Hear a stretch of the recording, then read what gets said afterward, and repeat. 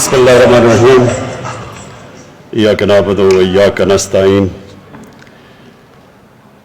جناب فخر امام صاحب, جمشید چیمہ صاحب, فیڈرل اور پروونشل منسٹرز, ممبر پارلیمنٹس اور پاکستان کی جو ریڑھ کی ہڈی میرے کسان,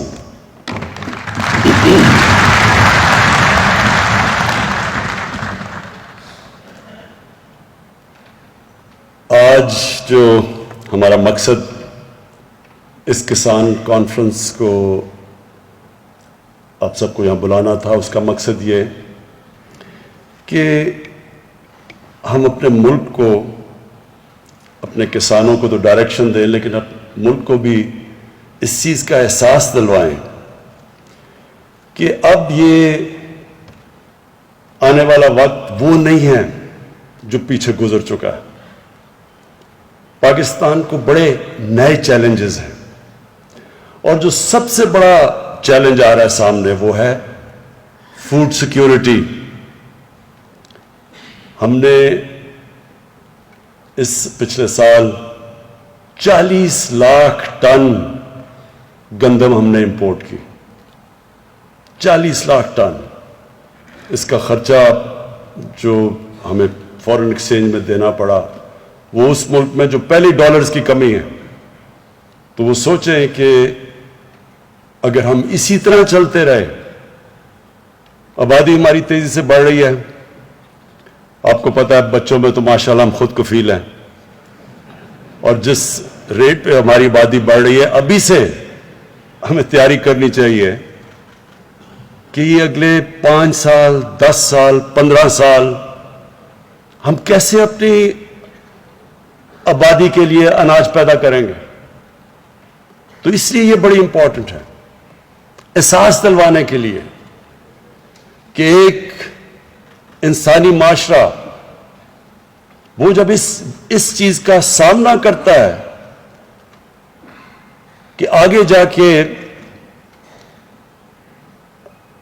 مجھے خطرہ ہے, جب انسان کی جو انگریزی میں ٹرم یوز کی جاتی ہے سروائیول انسٹنکٹ, کہ جب اس کو خطرہ نظر آتا ہے تو وہ پھر سوچتا ہے انسان کہ میں اب کیا کروں گا اس کا. تو ابھی سے ہمیں تیاری کرنی چاہیے اور ابھی سے وہ قدم اٹھانے چاہیے کہ اگر ہم نے آگے اپنے لوگوں کو, اس قوم کو بچانا ہے جو مسئلے مسائل آنے والے ہیں. تو یہ جو فوڈ سیکیورٹی ہے یہ اصل میں نیشنل سیکیورٹی ہے.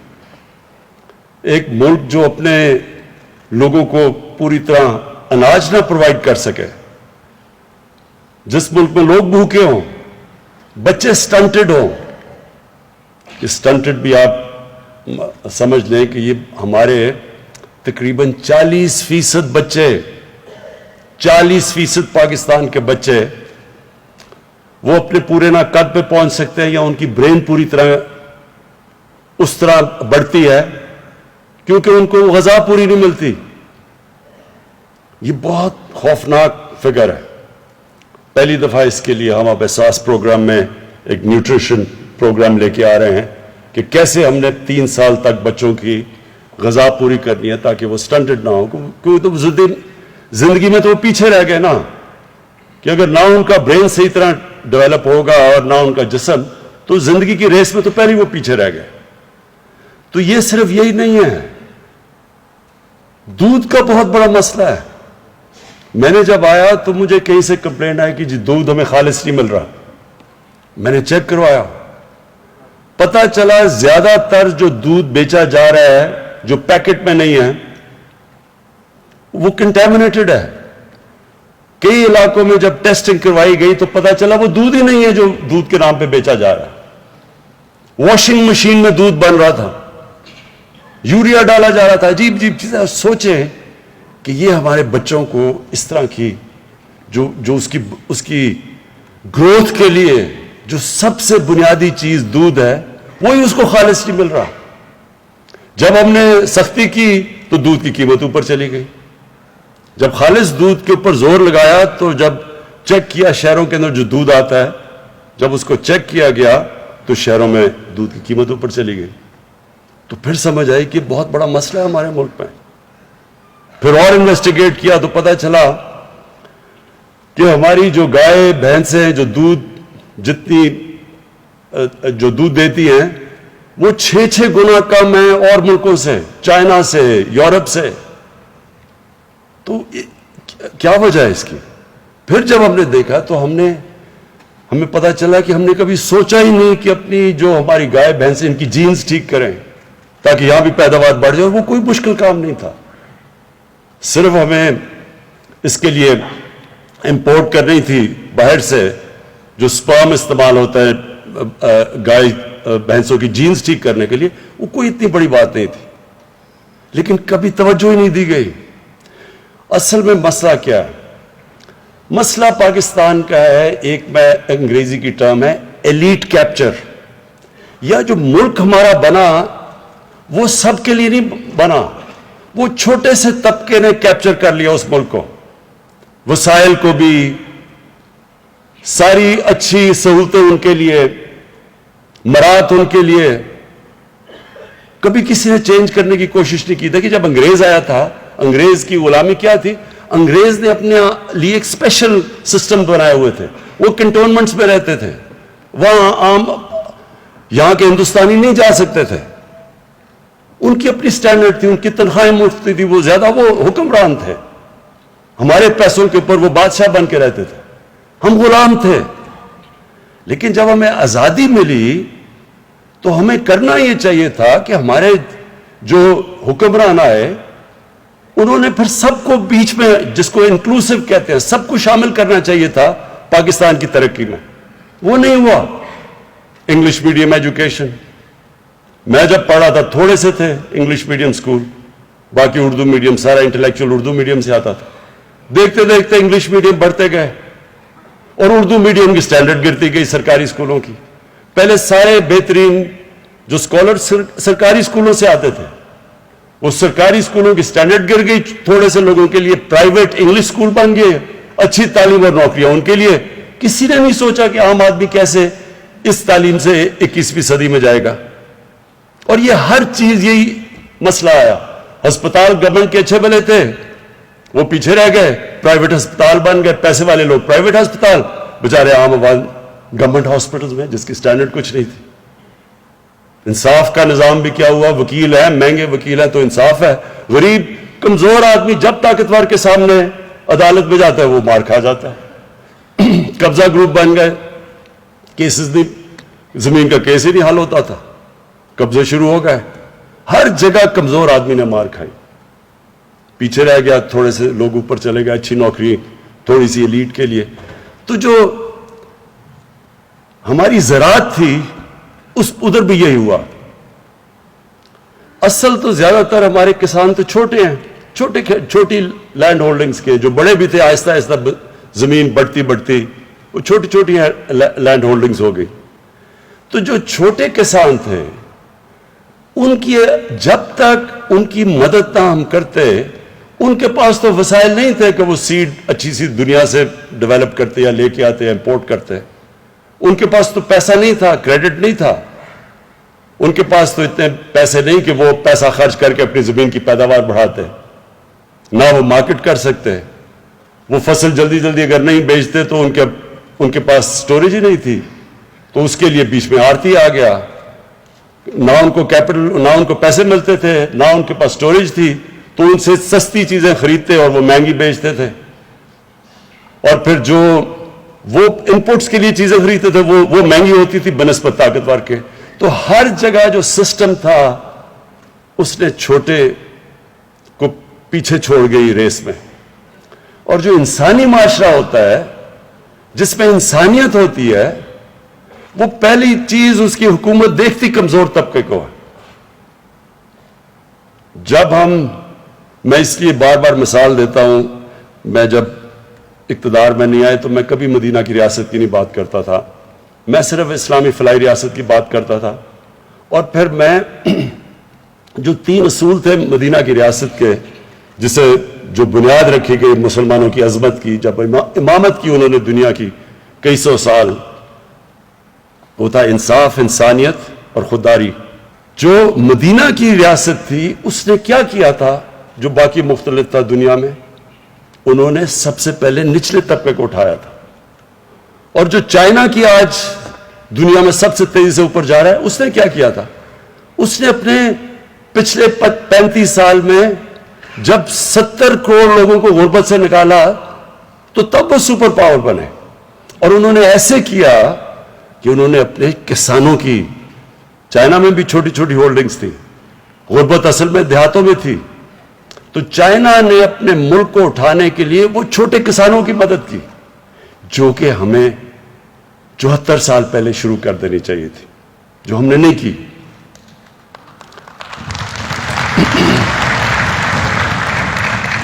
تو آج جو آپ کے سامنے پریزنٹیشن جمشید چیمہ نے کی اور منسٹر فخر امام نے آپ کے سامنے جو زراعت کے اوپر بات کی، میں صرف اس کو سم اپ کر دیتا ہوں کہ وہ ہے کیا۔ اگر ہم اسی طرح چلتے رہے آگے، یہ یقین ڈال لیں کہ ہمیں صرف فوڈ سیکیورٹی اتنا بڑا مسئلہ بن جائے گا کہ یہ ہماری نیشنل انسیکیورٹی بن جائے گی۔ ہم اگر اپنے لوگوں کو، کوئی بھی قوم اپنے لوگوں کو صحیح معنی میں غذا نہیں دے سکتی، وہ کبھی بھی آگے نہیں بڑھ سکتی۔ بھوکے لوگ اگر آپ کے قوم میں اگر 15، 20، 30، 40% بھوکے لوگ رہ جائیں تو وہی قوم کو نیچے لے آئیں گے، اور لانا بھی چاہیے۔ وہ قوم اس کو سزا ملنی چاہیے جو کہ اپنے لوگوں کو کھانا نہیں دے سکتی، ان کی غذا پوری نہیں کر سکتی۔ لہذا آج جو بتایا گیا کہ اگر ہم ایسے ہی چلتے رہے تو آگے ہم اپنے لوگوں کا، ابھی بھی ہمیں امپورٹ کرنا پڑتا ہے کھانے پینے کی چیزیں، لیکن اس ریٹ کے اوپر جب ہم جا رہے ہیں آگے ہمارے یہ مسئلے اتنے بڑھ جائیں گے کہ یہ اصل میں نیشنل سیکیورٹی کا مسئلہ بن جائے گا۔ تو اس لیے آج سے ہم اب فیصلہ کر رہے ہیں کہ ہم نے وہ قدم اٹھانے ہیں جو آگے بجائے یہ کہ ہمارے آگے کھانے کی انسیکیورٹی ہو، ہمارے پاس کھانا نہ ہو، ہم ایکسپورٹر بن جائیں۔ تو میں آج آپ سارے کسانوں کے سامنے ایک بات کہنا چاہتا ہوں۔ دیکھیں، اللہ نے جب فرشتوں کو کہا کہ آدم کے سامنے جھکو، اور شیطان نے کہا کہ میں تو آگ کا بنا ہوا، میں نہیں جھکتا، تو اللہ نے کیا کہا تھا؟ فرشتوں کو کہا تھا کہ تمہیں بھی نہیں پتا کہ میں نے کتنی اس انسان کو صلاحیت دی ہے۔ اللہ نے ہمیں اشرف المخلوقات بنایا ہے، سب سے عظیم مخلوق۔ اس نے ہمارے میں جب فرشتوں کو کہا کہ تمہارے پاس، تمہیں بھی نہیں وہ طاقت دی، جو صلاحیت دی جو انسان کو دی، اس کا مطلب ہم سب میں اللہ نے وہ صلاحیت پیدا کی ہے جو کسی اور اس میں مخلوق کو نہیں دی۔ لیکن اس صلاحیت کو نکالنے کے لیے اللہ نے کوئی کنڈیشنز لگائی ہوئی ہیں، اور وہ کنڈیشن یہ ہے کہ انسان اپنی عقل استعمال کرتا ہے اور انسان محنت کرتا ہے، اور یہ بھی ہے کہ لا الہ الا اللہ، کسی کے سامنے وہ جھکتا نہیں، وہ اپنے پیر پہ کھڑا ہوتا ہے۔ یہ جو انسان کے اندر طاقت آتی ہے جب وہ ارادہ کر لیتا ہے کہ میں نے یہ مثلا ایڈمنڈ ہلری نے فیصلہ کیا، جو پہلا آدمی چڑھا تھا سب سے اونچے پہاڑ پہ، کہ میں نے اس پہاڑ پہ چڑھنا ہے۔ یاد رکھیں، اس سے پہلے جنہوں نے بھی ماؤنٹ ایوریسٹ کے اوپر چڑھنے کی کوشش کی تھی، یا وہ فیل ہو گئے تھے یا وہ مر گئے تھے، تو جان کی اس کو بازی لگانی پڑی، لیکن اس نے فیصلہ کیا میں نے چڑھنا ہے۔ تو انسان کامیابی تب ہوتا ہے جب وہ ارادہ کر لیتا ہے، کشتیاں جلا دیتا ہے کہ اب میں نے یہ کرنا ہے۔ تو ہمیں پاکستان کو، جو ہم ایک غلط راستے پہ چڑھ گئے، جب ہم نے ایڈ کے اوپر جس طرح ایک منشیات لینے والے کو جو ایڈکشن ہو جاتی ہے، ہمیں بھی ایڈ کی ایڈکشن ہو گئی۔ جب ہم کسی کے سامنے ہاتھ پھیلا کے ایڈ لے کے اور قرضے لے کے گزارا کرتے تھے تو ہمارے میں وہ طاقت ہی نہیں آئی جو آنی چاہیے تھی اگر ہم اپنی طاقت کے اوپر ڈپینڈ کرتے. اللہ نے اس قوم کو کیا نہیں دیا. ابھی آپ کو جمشید چیبہ نے بتایا کہ کیا کیا فصلیں اگ سکتی ہیں یہاں, کتنی, سارا بلوچستان کا بتایا. کسی نے سوچا ہی نہیں اچھا جی بلوچستان تو وہاں تو بارش ہی نہیں ہے, اس کی کسی نے پرواہ ہی نہیں کی کہ اس بھی بلوچستان میں بھی ہم کیا کیا اگا سکتے ہیں. ایسے جب لوگ فیصلہ کر لیتے ہیں تو حالانکہ وہ ہم اسرائیل کو ہم ریکگنائز نہیں کرتے کیونکہ وہ جو ظلم کیا انہوں نے فلسطینیوں پہ, لیکن انہوں نے اس ریگستان کے اندر جو ٹیکنیکس استعمال کیے پانی کی, جو اس نے ریگستان میں جس طرح کی چیزیں اگائی ہیں, تو ہمارے پاس تو وہ اتنا علاقہ پڑا ہوا ہے کیونکہ وہاں علاقہ تھوڑا تھا, بارش بھی نہیں تھی, تو انہوں نے اپنا ذہن لڑا کے اسی ریگستان کو کہاں سے کہاں پہنچا دیا. ہم اللہ کے ایک وہ یہ نعمت ہے پاکستان کی جو اللہ نے ہمارے پہ دی ہے. 12 موسم ہے یہاں, اوپر سے شروع کریں آپ کاراکورم سے اور نیچے تک جائیں تو ہر جگہ پہ ہمارے پاس ہم ہر قسم کی کچھ بھی اگا سکتے ہیں, پھل اگا سکتے ہیں, کچھ بھی اگا سکتے ہیں, لیکن ہم نے کبھی سوچا ہی نہیں اس طرف. آسان تھا وہی جو موہنجو دارو کے زمانے سے جس طرح کی کسان چلے آ رہے تھے وہی ہم ابھی بھی کر رہے تھے, کسی نے کوشش ہی نہیں کی. تو ہم نے جو فیصلہ کیا ہے کہ اب ہم ہر طرح یہ ارادہ کر لیا ہے کہ اب ہم نے اس ملک میں ہر قسم کسان کی مدد ہی نہیں صرف کرنی, کسان کے لیے ریسرچ کر کے اس کو بتانا ہے کہ ہر علاقے کے لیے کیا کیا چیز بہترین ہوگی, زوننگ کرنی ہے. اس کے لیے ہم نے سیڈ ڈیولپ کرنا ہے, بیج کو ڈیولپ, ریسرچ کے اوپر اب زور لگائیں گے. شروع میں ہمیں بڑا فائدہ ہے کیونکہ چائنا کے ساتھ سی پیک کے اندر ہم نے فیصلہ کیا ہے کہ سی پیک کے اندر میں شامل کر لیا ہے زراعت کو, کہ ادھر کی جو ٹیکنیکس ہیں وہ ہم لے کے آئیں گے یہاں. فخر مامن نے بتایا کہ ہندوستان میں کسان کتنے زیادہ اس کے پاس امپلیمنٹس ہیں زراعت کے, اور ہمارے پاس صرف ٹریکٹر ہے یا پتہ نہیں حال ہے. تو ہر چین تو اس میں کیونکہ انہوں نے جب غربت کم کی تھی اپنے ملک میں تو سب سے زیادہ زور انہوں نے چھوٹے کسان کے اوپر لگایا تھا, سب سے زیادہ مدد انہوں نے چھوٹے کسان پہ کی تھی. اور جب میں چائنا گیا تھا اور ہم نے ان سے پوچھا کہ انہوں نے کیسے لوگوں کو غربت سے اٹھایا ہے, تو انہوں نے ہمیں پوری طرح بتایا کہ کیسے انہوں نے کینٹونز میں کسانوں کے پاس گئے, کیسے انہوں نے ان کی مدد کی, کس طرح انہوں نے سیڈ ڈیولپ کر کے اس کی مارکیٹ کیا اس کا, یعنی ہر سٹیج انہوں نے ہمیں بتائی.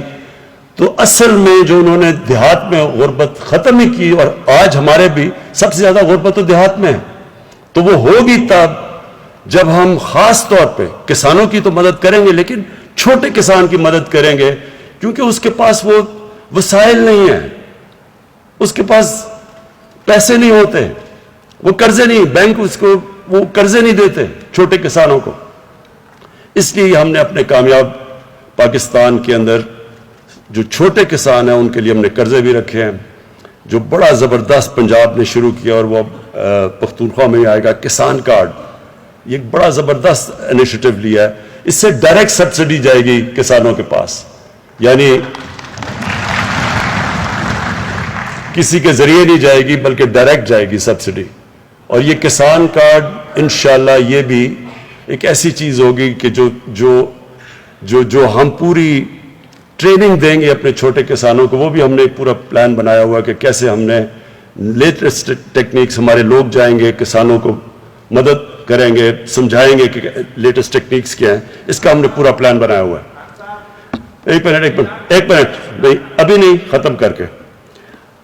تو میں نے جو آج اس کسان کنونشن سے جو آپ سے جو آخر میں بات کرنی تھی وہ یہ کہ ہمارے پاس زمین ہے,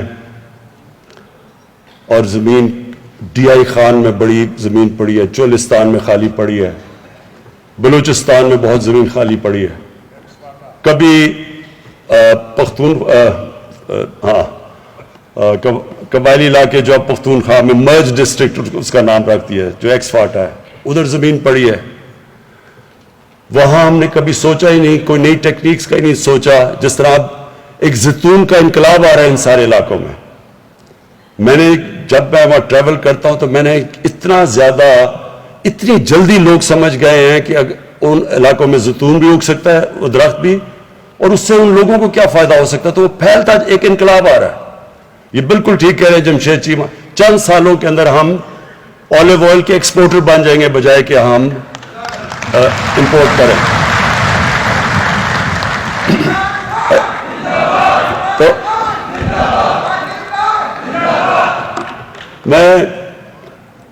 تو میرے میں پورا یہ اپنی قوم پہ اعتماد ہے کہ ایک دفعہ ہم مدد کریں لوگوں کی. ہمارا کام ہے ساری دنیا سے لیٹسٹ انفارمیشن لائیں کسانوں کے لیے, لیٹسٹ ٹیکنیکس لے کے آئیں آپ کے لیے, زوننگ کروائیں کہ کیا کیا اگ سکتا ہے. مثلا میں نے اپنے گھر میں ایووکاڈو لگایا اور میں حیران ہو گیا کہ جتنا بہترین ایووکاڈو اس علاقے میں اگتا ہے. اب ایووکاڈو وہ سبزی ہے جو ساری سبزیوں میں سے سب سے مہنگی سبزی سمجھی جاتی ہے.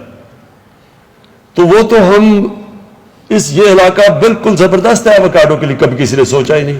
یہ آپ ایکسپورٹ کر سکتے ہیں. تو پاکستان میں صرف ہم نے جو آج تک اپنا ذہن ہی نہیں لڑایا اس طرف, کسی نے سوچا ہی نہیں کہ اللہ نے یہ کتنی بڑی یہ ملک ہمیں نعمت دی ہے. ہم نے سوچا ہی نہیں کہ ہم اس کا کیسے پوری طرح اس کا شکر ادا کیسے کریں گے کہ اس کو صحیح معنی میں اس کی قدر کر کے. تو ابھی تک تو ہم نے قدر نہیں کی. تو اب ہمارا پورا پلان ہے, یہ جو میں کنونشن کا صرف آپ کو یہ کہنا چاہتا ہوں کہ اب پوری یہ گورنمنٹ کا زور ہوگا, ساری ہماری اس پہ ریسرچ بھی ہوگی, ہماری پوری توجہ ہوگی, مسلسل ہماری میٹنگز ہوں گی. کسان ابھی جو رہنما ابھی بات کی انہوں نے جو ایسوسیشنز کے پریزیڈنٹس ہیں, ان سے ریگولرلی آپ سے انٹریکشن رہے گا کہ آپ کو مسئلے آ رہے ہیں, آپ کے پرابلم سٹوریج کے ہیں, وہ مارکیٹنگ کے پرابلمز ہیں. سب سے بڑا تو مجھے یہ پتا چلا, خوف آیا کہ 30% ہمارے پھل اور ہماری سبزیاں ضائع ہو جاتی ہیں. 30%. اور وہ کیوں ضائع ہو جاتی ہیں کہ نہ وہ ایک سٹوریج نہیں ہے, دوسری ٹرانسپورٹیشن میں وہ چلی جاتی ہے, اور تیسری پھر انتظار جو کرنی پڑتی ہے کسان کا اور ڈائریکٹ مارکیٹس کا, اس کے بیچ میں کوئی کنیکشن نہیں ہے. تو جو چائنا میں ہم جب گئے تو انہوں نے ہمیں کیا بتایا, وہ ایک ٹرم استعمال کرتے ہیں ورچوئل مارکیٹس. ہوتا کیا ہے کہ وہاں ایک مارکیٹ ہوتی ہے, ادھر جاتا ہے کسان, وہ کہتا ہے جی میرے پاس یہ چیزیں ہیں, وہ وہاں کہتا ہے, ادھر سے وہ کنیکٹ کر دیتے ہیں ان کو شہروں کے اندر. ادھر لوگ بیٹھے ہوتے ہیں, وہ انفارمیشن ٹیکنالوجی کا استعمال ہے, آٹومیشن ہے, وہ ادھر سے بتا دیتا ہے. وہ کہتا ہے جی اچھا, وہ پھر اس پہ دکھاتا ہے کہ یہ میرے پاس یہ گائے بھینس ہیں, یہ ہے میں بیچنا چاہتا ہوں. وہ ادھر سے بیٹھ کے بتا دیتا ہے اچھا مجھے یہ چاہیے. سیدھا وہ وہاں سے گیا, وہ سیدھا ادھر, کسان کو بھی پیسے زیادہ مل گئے اور جو اس کا جو پروڈکٹ ہے وہ سستا مارکیٹ میں بکا, عوام کو بھی فائدہ ہو گیا, سستی چیزیں مل گئی اس کو بھی. سو یہ جو نئی چیزیں ہیں یہ ساری اب ہم لے کے آئیں گے. کوشش صرف یہ ہوگی کہ کسان خوشحال ہو ہمارا. جب کسان خوشحال ہوگا تو وہ اپنی زمین پہ پیسہ لگائے گا.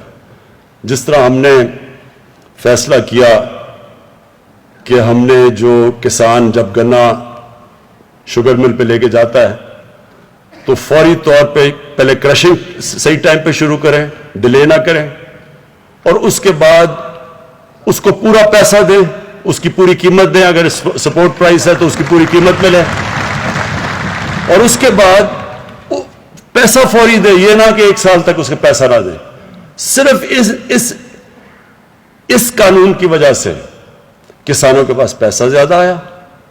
پہلی دفعہ اتنا زیادہ پیسہ ملا, تقریباً 1100 ارب روپیہ. جو ساری چیزیں, گندم کا اچھا پیسہ ملا, چاول کا ملا, مکئی کا ملا, گنے کا ملا. اس سے جو پیسہ گیا 1100 ارب روپیہ کسانوں کے پاس, وہ پیسہ انہوں نے لگایا اپنی فصلوں پہ, اور اس کی وجہ سے ریکارڈ گندم بھی ریکارڈ ہوئی, گنا آلموسٹ سیکنڈ ہائیسٹ ہمارا گنا کا ہوا, چاول بھی ریکارڈ ہوا اور پھر مکئی بھی ریکارڈ کراپس ہوئی.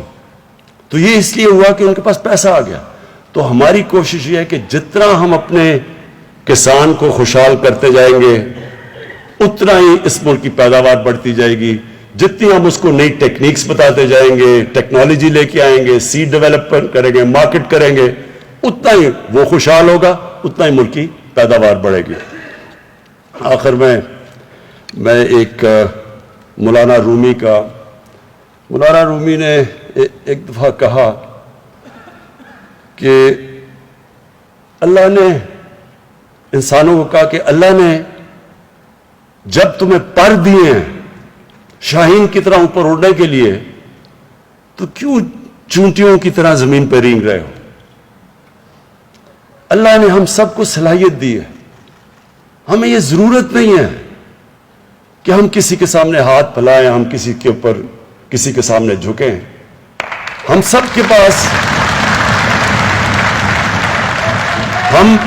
ہمارے پاس ہر چیز اس نے دی ہے. ایک منٹ ہمیں ہر چیز دی اللہ نے. یہ ٹورزم میں ہی صرف ملک اگر صحیح بانے بھی ٹورزم ڈیولپ کر لے, ہماری آج کل کی ایکسپورٹ سے زیادہ ٹورزم سے پیسہ آ سکتا ہے. کبھی کسی نے سوچا ہی نہیں اس طرف, جس طرح زراعت کی طرف نہیں سوچا, جس طرح ہم نے کبھی انڈسٹری کی طرف نہیں سوچا, جس طرح ہم نے یہ بھی کبھی نہیں سوچا کہ اگر ہم اپنے بچوں کو صحیح تعلیم دیں گے تو وہی ملک کو اٹھا دیں گے. صرف بجائے تھوڑے سے ایلیٹ طبقے کو اچھی تعلیم دیں, کیوں نہ ہم عوام کو دیں. تو یہ جو پاکستان ہے, میرا یہ ایمان ہے کہ اللہ نے یہ ملک ایک خاص مقصد کے لیے بنایا تھا. 27ویں رمضان کو پاکستان بنا تھا. اس کا ایک بہت بڑا انشاءاللہ دنیا میں مقام ہوگا, انشاءاللہ ہوگا. اور یہ قوم پھر ایک دنیا کے لیے مثال بنے گی, جو اس کو بننا چاہیے تھا.